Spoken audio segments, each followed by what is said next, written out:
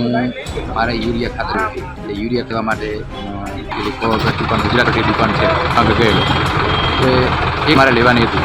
એ લોકો ફરજિયાત કોઈ પણ એક પ્રોડક્ટ તમારે તરફથી ઉપયોગ લેવી પડશે, ફરજિયાત દબાણ થશે. અને 280 રૂપિયા યુરિયા ખાતરનો બેગનો ભાવ છે અને 300 રૂપિયાની કોઈ પણ એક બેગ ગયેલી. મેં લીધું ઓમકારનું ઝીંક પ્લસ, જબ ભદ્રાવી દેવામાં આવે.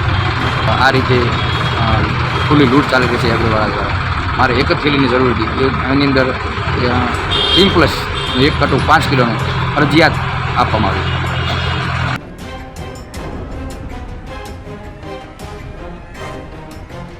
TV17 ગુજરાતીના અહેવાલ બાદ બનાસકાંઠામાં તંત્ર સફાળું જાગ્યું. થરાદ વાવ જિલ્લાના ખેડૂતોને માવઠાના કારણે નુકસાન થયું. એક તરફ માવઠાનો માર અને બીજી તરફ કેટલાક ખાતર માફિયાઓ યુરિયા ખાતર સાથે ખેડૂતોને ફરજિયાત અમુક વસ્તુઓ લેવા માટે દબાણ કરતા હતા. TV17 ગુજરાતીમાં રવિવારે અમે આ અંગે એક અહેવાલ ચલાવ્યો હતો, જેને લઈને બનાસકાંઠામાં કૃષિ વિભાગની ટીમ એક્શનમાં આવી. કેટલાક એગ્રો સંચાલકો યુરિયા ખાતર આપતી વખતે ખેડૂતોને બળજબરીપૂર્વક વધારાની વસ્તુઓ આપતા હતા. આ અંગે ખેડૂતોની ફરિયાદ બાદ થરાદમાં ખેતીવાડી અધિકારીને કડક કાર્યવાહી હાથ ધરવામાં આવી. થરાદની જય ચામુંડા એગ્રોને નોટિસ ફટકારવામાં આવી. યુરિયા ખાતર સાથે ઝીંક પ્લસ અને અન્ય એગ્રો પ્રોડક્ટ લાવવા માટે ખેડૂતોને દબાણ કરવામાં આવતું હતું, જેને લઈને ચામુંડા એગ્રોના સંચાલકોને નોટિસ ફટકારવામાં આવી તેવો ખુલાસો કરવામાં આવ્યો છે. 3 દિવસની અંદર આ અંગે જવાબ રજૂ કરવાનો સમય આપવામાં આવ્યો. જો સમય મર્યાદામાં યોગ્ય સ્પષ્ટતા નહીં કરવામાં આવે તો લાયસન્સ સસ્પેન્ડ કરવાની તેમજ રદ કરવા સુધીની કાર્યવાહી હાથ ધરવામાં આવશે.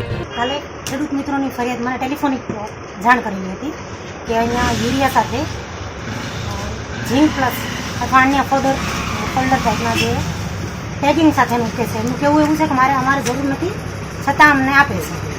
આવી ફરિયાદ મને ટેલિફોનિક કાલે કરેલી હતી. એના અનુસંધાને આજે મેં ચામુંડા એગ્રો સેન્ટરની સ્થળ તપાસ કરી અને જે એમના જરૂરી ડોક્યુમેન્ટ અને એક નોટિસ આપી છે કે એમનું જે આ ખેડૂતોએ કાલે ફરિયાદ કરી સાચી છે કે કેમ, એના લગત તેમને નોટિસ આપી છે અને દિન 3માં ખુલાસા રજૂ કરવાનું જણાવેલું છે.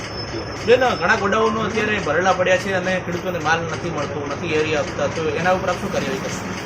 ગોડાઉનમાં જેને POS મશીનમાં ખાતર છે, હાજર સ્ટોક છે, દરરોજનો સ્ટોક આમનું જે હોય છે ખેડૂતોને બી જાણ કરીએ છીએ કે આ જગ્યાએ ખાતર છે.